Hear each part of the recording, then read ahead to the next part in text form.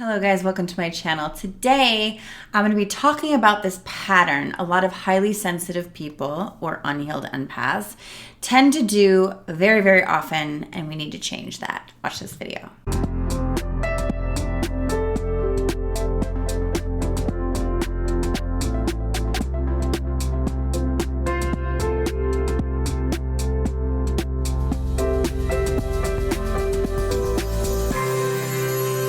Hey guys, welcome to my channel. If you're new, please click the little subscribe button and the bell to receive notifications when I release new videos. And if you've been with me for a while, thank you so much and welcome back. Today, I want to dive into something.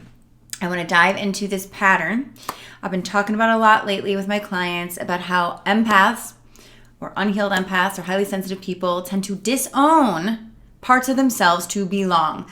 People in their 30s, 40s, 50s, 60s are still coming to me saying, I'm doing this. Why am I doing this? I'm going to explain it. But before I do that, I want to let you guys know I'm so excited. Today, my emotional rehab course is open for enrollment, and so is my shadow work course. I want to just explain it quickly because this video is going to be all about why I created emotional rehab. Emotional rehab is my 12-week signature course. If you haven't already heard about it, it's to heal these emotional wounds from empaths and being highly sensitive and never being mirrored so you can own the truth of who you are and end these toxic relationship dynamics.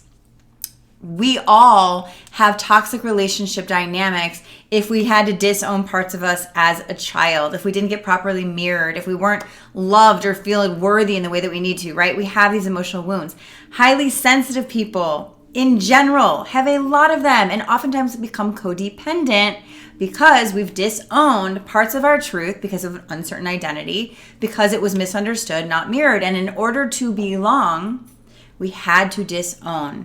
And so what's interesting about this is we've disowned parts of ourselves to be owned and claimed by others. What we learn as we heal is the parts that we have disowned are the parts we've been aching for and looking for in others. I'm going to explain.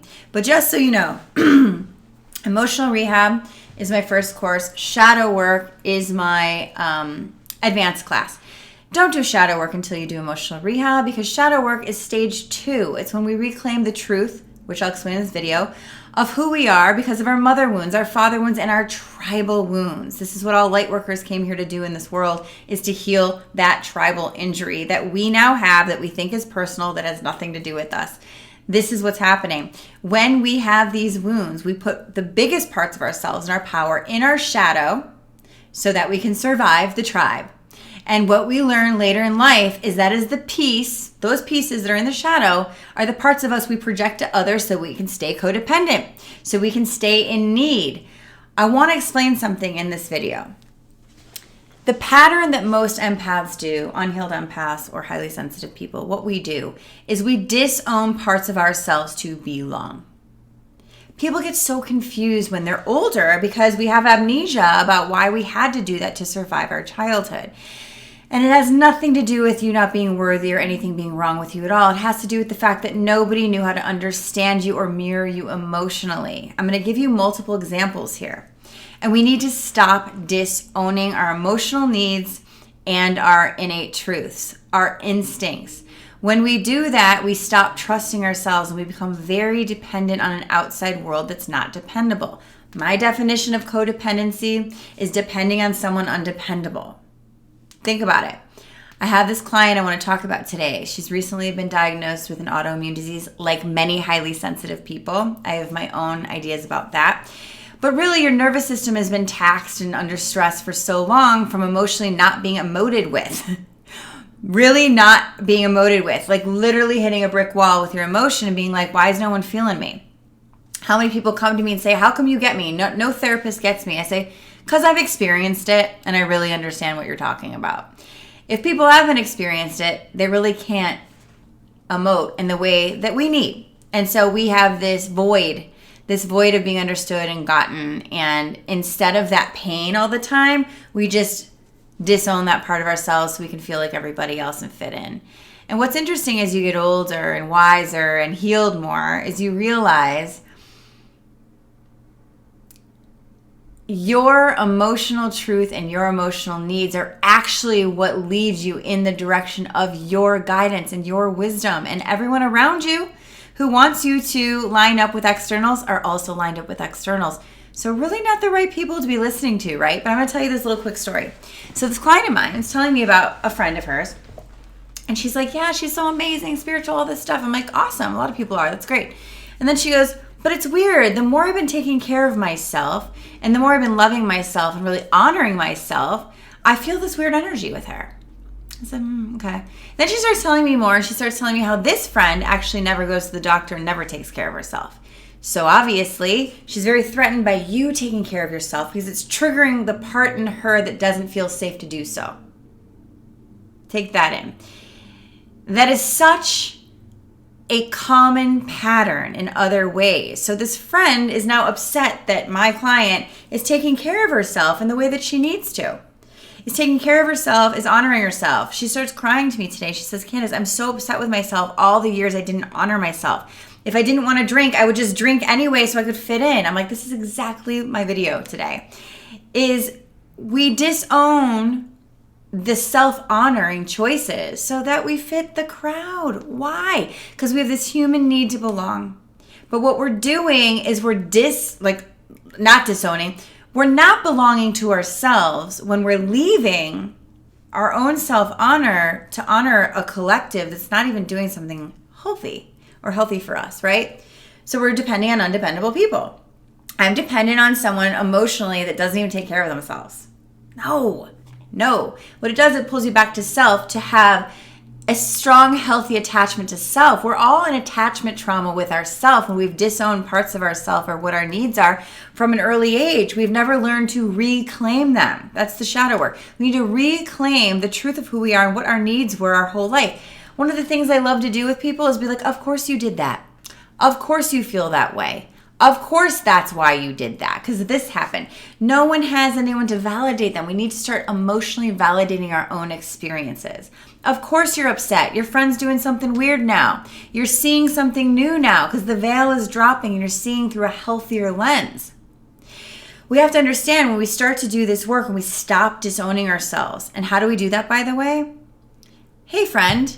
I find it interesting that your energy has changed recently since I've been really taking care of myself. Is there a trigger we should talk about? How scary is that conversation, right? It's not scary. It's second nature to me now. I'm like, hey, that's weird. You just gave me a dirty look. Are you okay? Instead of, oh, that person gave me a dirty look. Oh, is there something wrong with me? I had this amazing client that I love to death today. She says to me, why am I so unworthy that my friends don't support me during this hard time in my life? I'm like, why would you think that you are unworthy because of their behavior towards you? Do you see that interesting aspect of things that we all do? If we're confident, we'll see that our friends are not supporting us during a really difficult time and say, wow, bad friends, selfish friends, right? If we're not confident and we have inner worth issues, we'll be like, oh my God, what's wrong with me that they're not supporting me? Do you see the difference here? As children, we don't have that choice because we don't know any better. So we just disown the parts of ourselves that we think aren't fitting in or aren't worthy, which is the issue with highly sensitive people. When we start to regain our power and get more confident again and understand that when we listen to ourselves, our lives kind of work out. Why? Because we're following our flow, not some external thing that we had to leave ourselves for to connect with so we can be connected. We're disconnected from ourselves our whole life. The whole goal with empowering your HSP, with empowering your truth, is to connect to self regardless of other. When we have the boundaries, when we have the discernment, we'll notice that it's not safe to own yourself in an unhealthy environment. It's unsafe not to own yourself in a healthy environment. So when you're around healthy people encourage you to own your power and own yourself because they're owning theirs.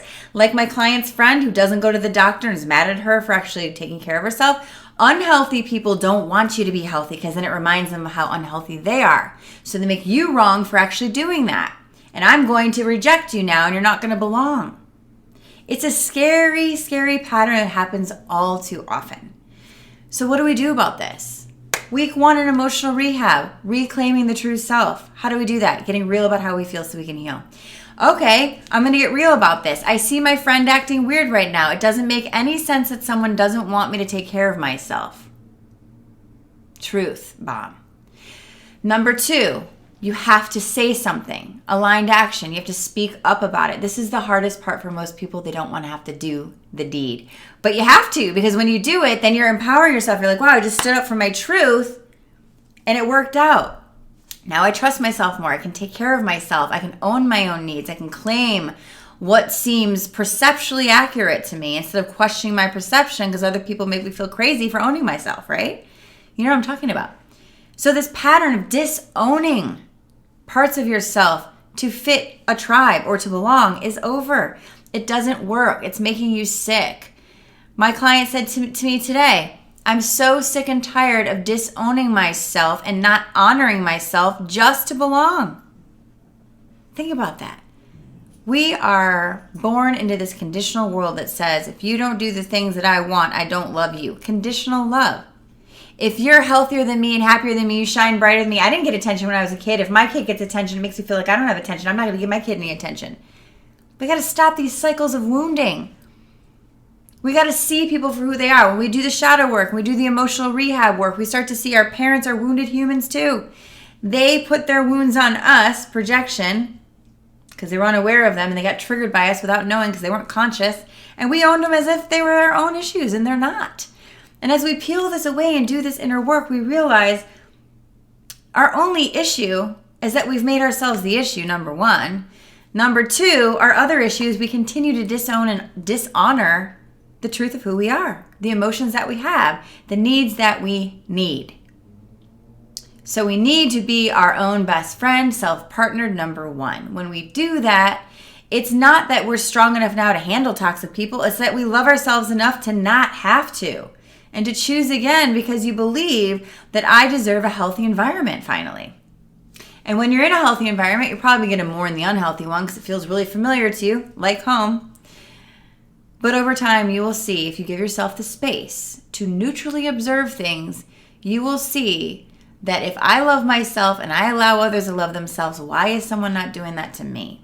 It must not be about me, it must be about them. And we look deeper. So guys, to end this pattern of disowning parts of yourself to belong, realize that all you're really wanting is to belong to yourself. And when you do own yourself, which you've never done, not since childhood, your life comes together and it starts to make sense. I want to share one more thing. For years and years and years, when I was unknowingly still in the dark about a little bit of my own shadow work, I would always say to myself, God, this is not my life. This does not feel like my life. Because I was making compromises to fit into certain things or be part of certain things or whatever the hell. And when I really stopped that silly pattern because I became brutally honest with myself and super aware, my life finally started feeling right, like it was my life. Why? Because I was fully being me. There was no more disowning myself for anything. There was no more giving up of myself to have something else or shrinking myself. It was now, you know what? Candace is capable of whatever she wants and needs. So now that I know that, what do I want and need? And life starts looking different because you do not have to compromise when you're being true to yourself and meeting your needs. We're taught to compromise who we are because others can't meet our needs. And they make us wrong for having those needs. So please stop making yourself wrong for having your emotional needs. Please start doing the emotional healing work. If you want some help in emotional rehab, check below. If you've done emotional rehab and you want some shadow work, check below. If you haven't done either one, or if you have, you can still be an affiliate and make 25% on anyone you share this with. Why? Because we are a collective and we need to heal one soul at a time. So I want you guys to be aware that there is information out there. If you're just learning about this stuff, keep Googling and keep watching YouTube. There's a lot of free information out there for you. I have hundreds of videos of my own. So please check it out if you're interested in this and if this is speaking to you.